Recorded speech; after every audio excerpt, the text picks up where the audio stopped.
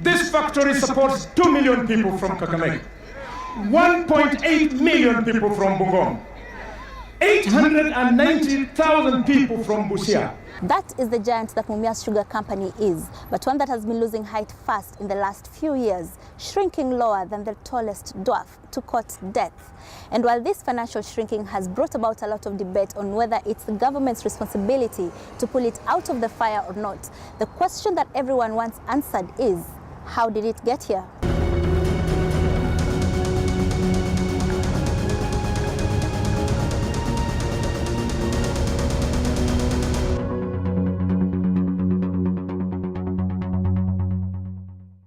Where was the government when this company was incurring such debts?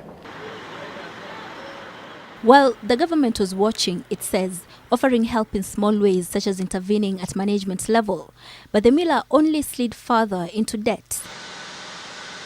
Mumias Sugar Company is the largest of the 11 sugar millers in Kenya, with a milling capacity of 8,000 tons of cane per day.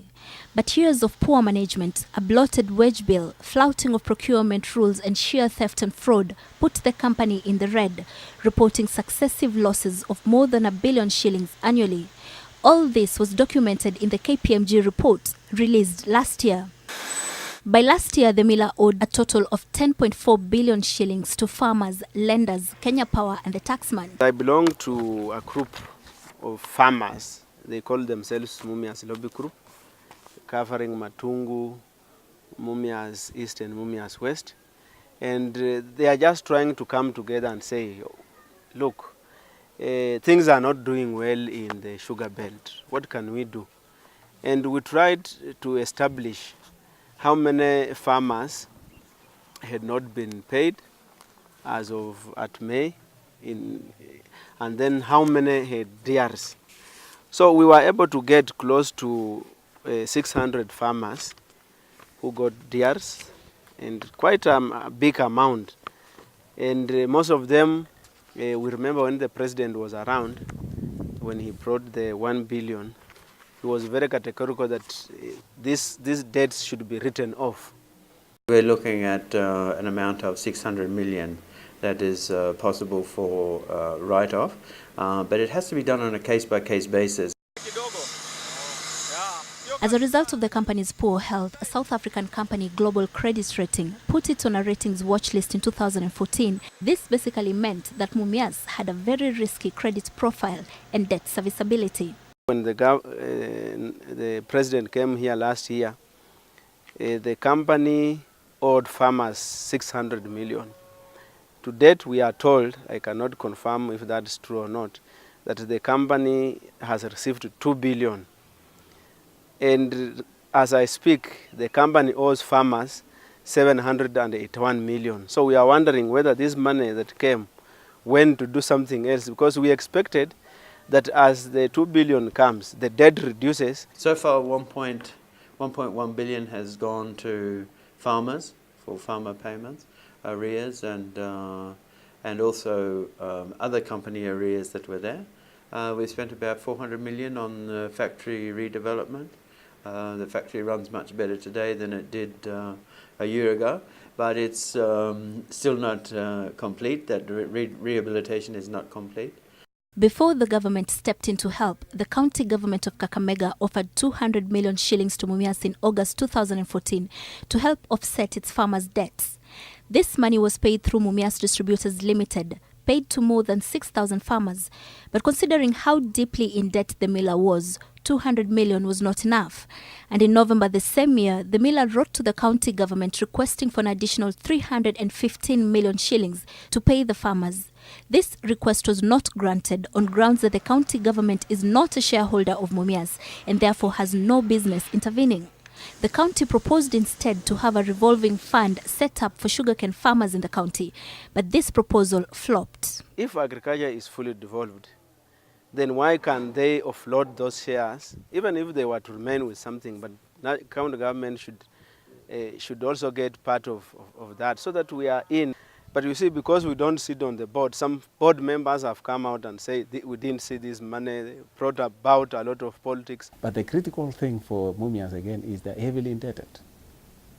And so what they will be doing for quite a while is to generate revenues to pay the debt. So the case of Mumias will take a while to sort it out, unless a strategic investor comes on board and injects serious capital into the institution. As Mumias struggles to find its footing under new management, its mills now only smoke twice a week due to lack of cane. But management is not worried about that, because as their turnaround strategy, they have set out to massively develop cane and reclaim all the land lost. The Ministry of Agriculture says the miller is now on its own, and whether it survives or not, the government will not lift a finger.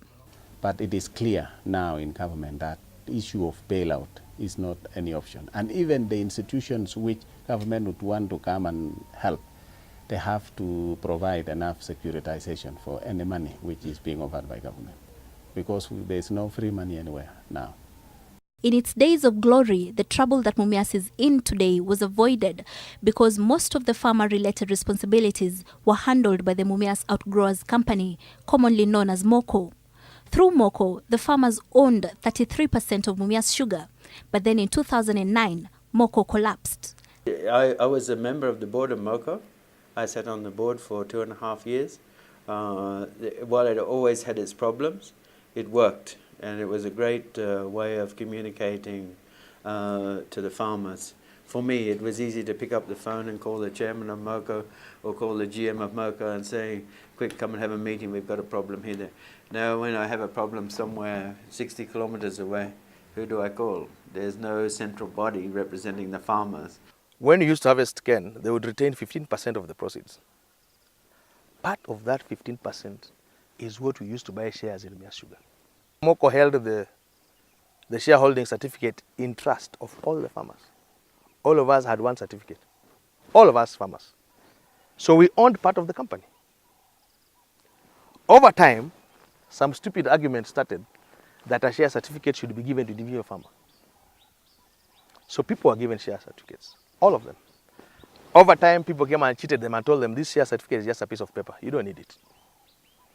So some people who thought they were clever, but in my view they were stupid. They would tell you this is 3,000 shares, let me give you 3,000. Then they go to the stock exchange and sell for 30,000. That they did. That is when you sold our birthright. And you know they had not been educated well about buying and selling of shares.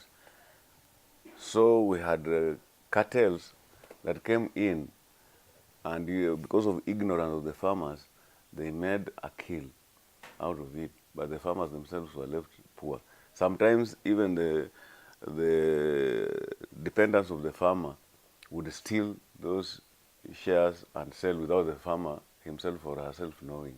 Government remained the sole organized majority shareholder because it has 20.